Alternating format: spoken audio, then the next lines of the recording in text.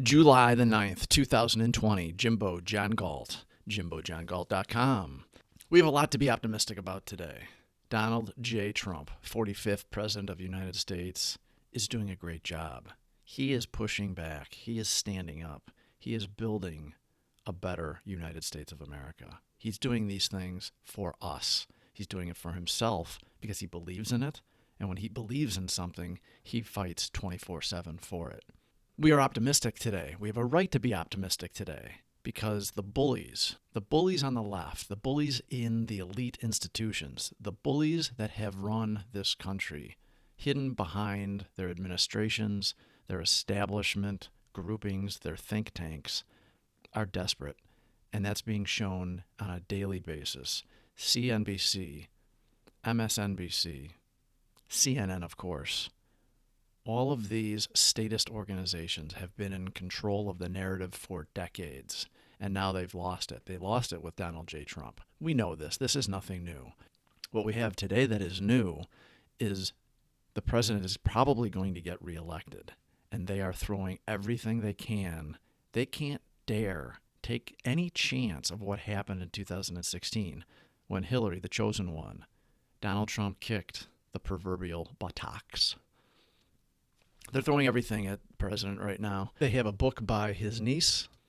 It's basically a retitled hit piece that ran in the New York Times a year ago about how Donald Trump's father avoided taxes. Estate planning is what the elites call it when they do it, but they call it criminality if one of their opponents, and their biggest opponent is President Trump. Irrelevant Tom Loopy Friedman, author, prolific prognosticator on the cable shows. I think he's on Sleepy Eyes Chuck Todd show all the time, speaking in authoritative means as if he's some sort of wise old man, when in reality he was a China promoter for years and he could not see what was really going on. But he got a lot of the offshoring to happen in the United States because he was a New York Times bestseller. And what Friedman is saying now is Joe Biden is sitting in his basement, doesn't know who he is half the time, definitely doesn't know where he is, doesn't know who his wife is. Friedman now says that he should not agree to any debates with Donald Trump until Donald Trump releases his tax returns for X number of years. Another sign of desperation because nobody cares about the tax returns. The other distraction plays that the media and the establishment elites are doing is the Afghan bounty leak. Supposedly Putin put some sort of a bounty on U.S. servicemen over in Afghanistan. Everybody denies it. The administration denied it, of course, because it's not true. They tried to make it sound like an unnamed, anonymous source leaked this and that Trump is furious. None of that is true. They're saying that the CCP virus is on resurgence when all that is happening is there's increased testing. Death rates are actually going down. Deaths are going down across the country. They lie about President Trump's 3rd of July and 4th of July speeches, both of which were excellent, to the point, supporting America, supporting American history, supporting us, dedicated Americans today. And what happened? They go on all the cable shows, which nobody watches. It's amazing that they have that much power. But they go on and they say that it was racist. There was nothing racist in it at all. They go on these shows and they claim, without evidence, that he uses the pronoun I. It's all about him. He's a narcissist. When in reality, if you listen to it, and I suggest you do, and even easier, you can go and get the transcripts and just do a search throughout those transcripts how many times the different pronouns are. What Donald Trump does, as opposed to what Obama did, Donald Trump talks in the we because he is an American. He is with us.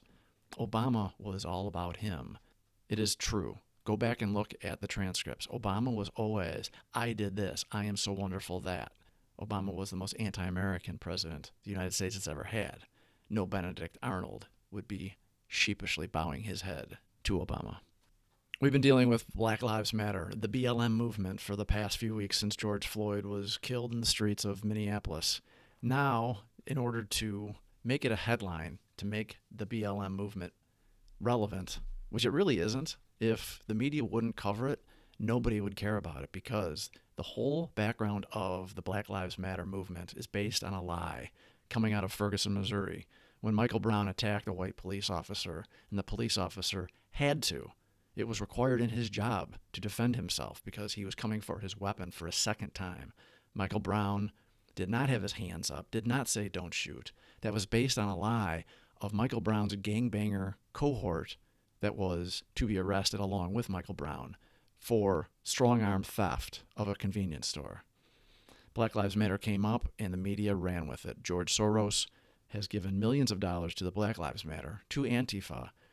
And now what they've done is they've created a movement that kowtows the biggest corporations in the world to give them millions of dollars. And who are they giving those millions of dollars to?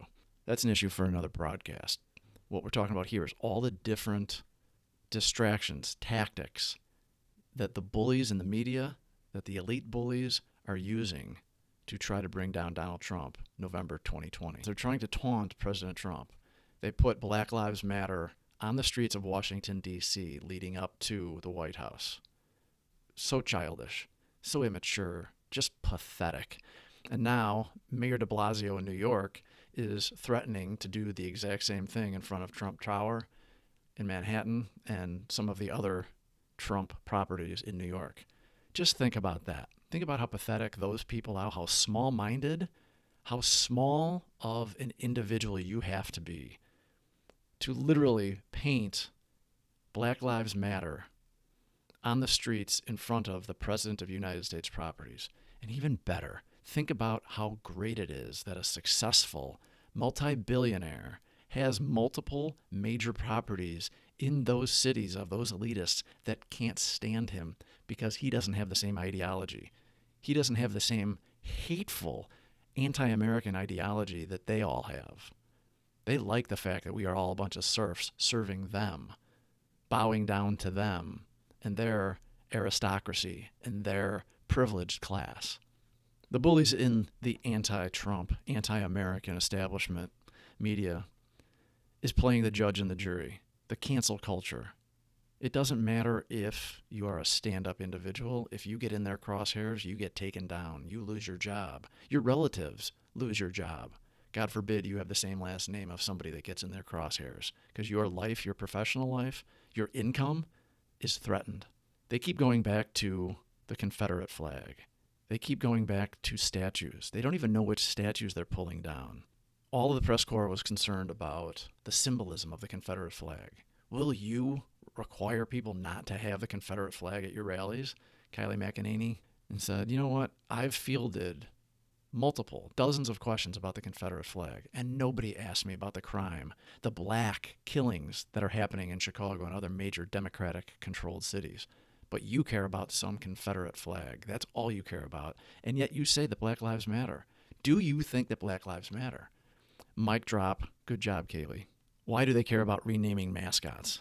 The Washington Redskins, the Atlanta Braves. Most of the people that are of that heritage, they find it to be an honor. That's why they named them those things, because they were putting them up on a pedestal, saying that those were good things. You're not going to name your sports team something that you think is terrible, but this is the cancel culture. This is what we're dealing with today. BLM is a Marxist host. They're using the Obama, Saul Alinsky tactics. It still works.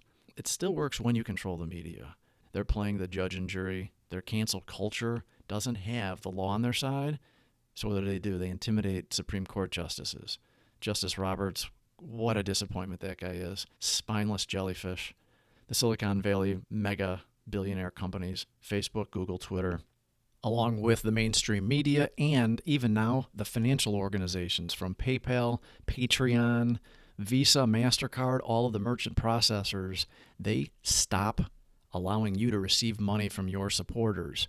So you've got Google hiding you from searches, Twitter deplatforming you, making all of your past tweets invisible, making your current tweets before they deplatform you hidden, so only a few people will see you.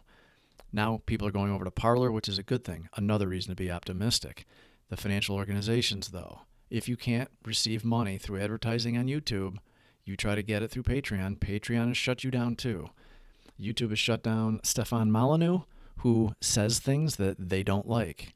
First, they demonetized him. He had to go through Patreon and through his own website. Now, they are obliterating him. It's as if he never existed.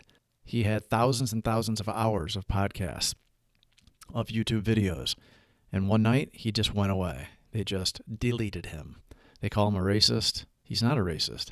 Even if he was a racist, we're supposed to have free speech. You're supposed to be able to say offensive things in this country and be allowed to be heard. A week later, they did the same thing to him on Twitter. First, it was Alex Jones. Nobody stood up for him. And now it's Stefan Molyneux and about 20 other people. But they came for Alex Jones as a test to see if anybody would object. Unfortunately, Alex Jones was just said, oh, well, he's kind of a crazy man. So nobody pushed back. Nobody supported him. Now they're doing it slowly and quietly over and over again. They demonize him with these little reports, these little news items, and then they come out and they just cancel you so that nobody cares. And it's not just that they can cancel you or me or anybody else that thinks differently than them, that speaks differently than them. What they do is they cover for their side. Cuomo, New York governor, has killed, directly responsible for killing more than 3,000 elderly people by forcing COVID-positive patients back into nursing homes. And his idiot brother, his steroid-taking brother on CNN, who interviews him all the time, doesn't even mention it.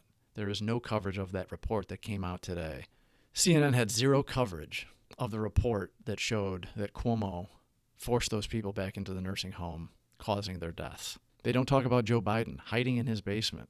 Clearly has dementia, clearly would be incapable of fulfilling the duties of the presidency if he was to be elected. They make up fake polls. They over-report all of these fake polls, trying to influence instead of actually taking the pulse of what's going on in the nation. This is an optimistic podcast, but we have to lay out the foundation of all the negativity that they throw at the president every day. The power play that the elites are doing is criminal, but it's also, if you take a step back, pathetic and obvious. They've got retired military generals, admirals, there's a huge list of them, that come out and speak against President Trump, saying that he's not qualified. They've got every agency supposedly under the president's command, from the FDA, the CDC, the State Department, not supporting the president, leaking, coming out with negative reports. The establishment is real. The deep state is real. You've got a cover-up of Ilhan Omar, a Somali refugee from Minneapolis. She leads the 5th District in Minnesota. She married her brother. Credible evidence that she married her brother. She lied on immigration. She should be removed from Congress. The media does not cover that, doesn't even mention it. She lied on her immigration papers. That's enough of a crime to get her removed from the House of Representatives. Crickets. She's still in Congress. And on a side note, what's with the headscarf? I don't understand that. Her head is so tiny. How big is she? If Black Lives Matter, quotes, matter so much, why isn't anybody going to Chicago every weekend? Every weekend, 10, 20 people are shot to death. Other Democrat-controlled cities, but crickets again. BLM isn't held accountable in the law, obviously. You've got Soros-backed district attorneys that just dropped charges against all of the Antifa and Black Lives Matter rioters and looters. Chicago is the real war zone. There is no police violence against black people. There is no institutional racism. Those are lies. Are you racist? Answer that question. If you're white, are you racist? If you're black, are you racist? More black people are racist than are white people. They have that victim mentality. That's the problem. They've been told that they aren't good enough. They call that the soft bigotry of low expectations. The establishment has inculcated that into the black community. Not all of them, but if anybody is racist, there are more black racists than there are white racists. And this is why it's encouraging, because it is all unraveling. It is all unraveling because they don't know how to stop Trump. They don't know how to stop it because they've silenced people. They've silenced people from speaking the truth when asked your opinion. You can't say the truth because you get attacked personally in conversations. So what do people do? They just nod their head and smile. And that's the beauty of it. November 2020, that is going to be the satisfaction of the silent majority. There's a great picture of the iceberg. The tip of the iceberg is what you see on the streets, the Trump supporters, the Fox News, the Tucker Carlson. Tucker Carlson is doing a great job. They're trying to get him off the air. They're going after his advertisers. Thank goodness that Fox, as of today, is still supporting Tucker Carlson. I guess it's easy for them to do it because his ratings have blown everybody throughout history out of the water with his viewership. His monologue alone is worth recording and listening to him multiple times. It is all unraveling. Their schemes are unraveling because it's not logical. It's not a successful campaign. They're trying to stop Trump from helping us via the law and the Constitution. We need to support Donald Trump because he's our only hope. If Joe Biden is somehow to get elected, he's not going to be the president. He's going to be the puppet. Obama was a puppet, but he was a willing puppet. Joe Biden, he doesn't know who he is. He doesn't know where he is. He doesn't even know the crimes that he's committed. Not just because he's always been a buffoon, but because he's got dementia. Clearly he's got signs of dementia, but nobody. It's the emperor has no clothes on story. We are optimistic because they have nothing but tearing down of history, of law, of statute, of good people. They dishonestly promote liars and bad ideas and bad people. We are the good people. We use our heads for more than a hat rack. On the other side, they get the script, they read it, they don't think. No other explanation. They are bullies. Best way to stand up to a bully, when they punch at you, you punch them right square in the nose. They back down, they go away, they sulk, they cry. They go to their mommies. They go into their basements. We are optimistic. We have a lot to celebrate. The first 4 years of President Trump has been a success, even in the face of all the lies and the tearing down. Stay strong, my friends. Tomorrow is a better day. Today is a better day. JimboJohnGalt.com.